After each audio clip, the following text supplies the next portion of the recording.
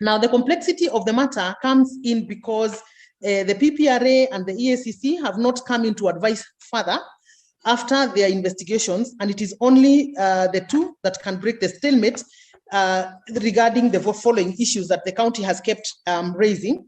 Not go and demolish what has already been done because it was still yet, it was supposed to be concrete. Chair, the main is still stadia. The illegality there is not on a compromise of quality, but a change of the specifications. The main is still structures. The contract said concrete, but they moved. Now that is a legal issue they can sort out.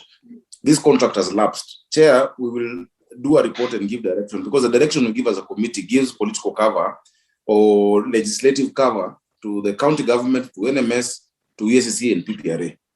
And Chair, in our directive, we shall then define, look, where these contractors, I mean, where these works have reached, they do an assessment of what is remaining, whatever work is remaining to be done by the NMS from the budget of the county government. Simple, and we give them a timeline.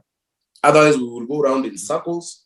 We will beat about the bush. Some people want us to bring back that old contractor. Others want to be a different contractor.